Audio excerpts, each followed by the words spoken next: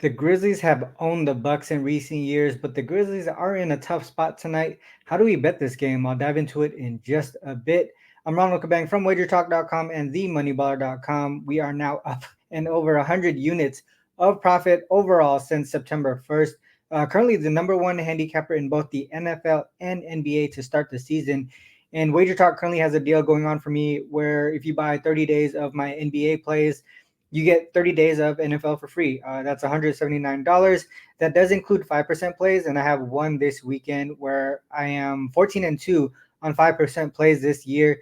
That's the best win percentage for 5% plays at Wager Talk in 2024. So check out my capper page at wt.buzz/RC for deals and other premium picks and packages, as well as several free plays.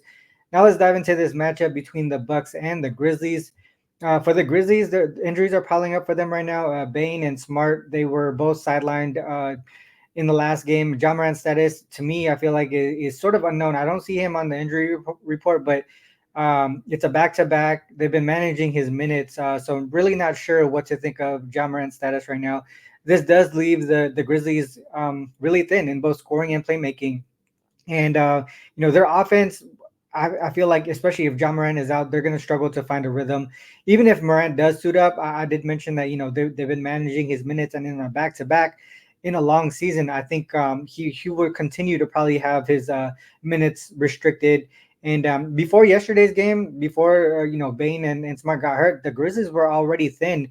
Now you add in the whole fatigue element to it, because not only is Memphis on a back to back, but this is the third game in 4 nights, fourth game in 6, fifth in 7. What that means is this is already their second back to back of the season, and this fatigue spot is really huge in my opinion because the Bucks are well rested. They haven't played since Monday from their loss to the Celtics.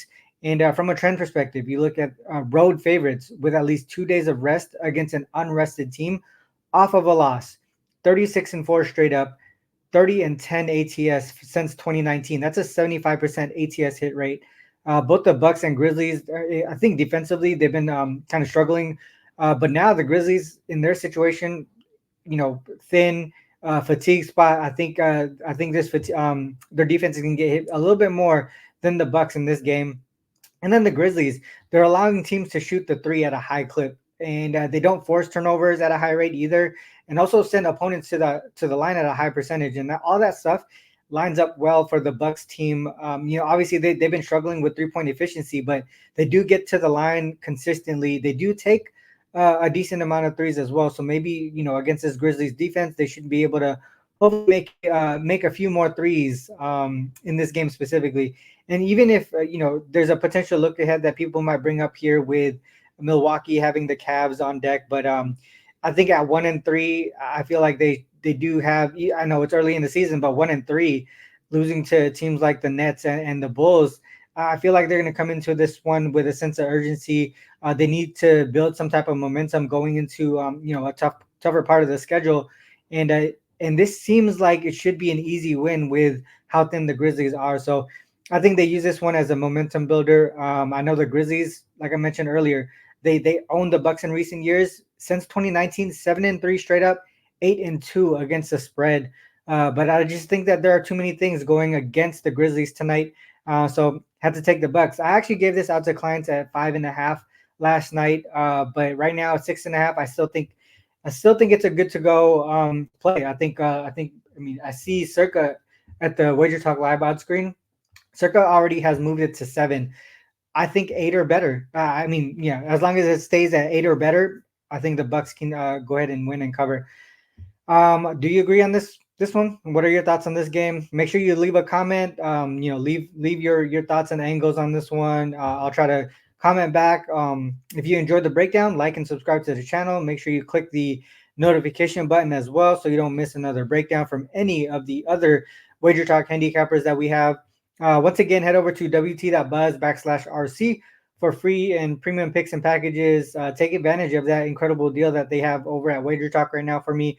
Buy the 30-day NBA pass and get the NFL for free. Like I mentioned, number one right now at Wager Talk in both the NBA and NFL. That is not easy to do when you're facing when you have other handicappers like everyone else at Wager Talk right now. So and all your personal betting needs, head over to themoneybar.com. They have all the stats, trends, and insights you need to make informed betting decisions.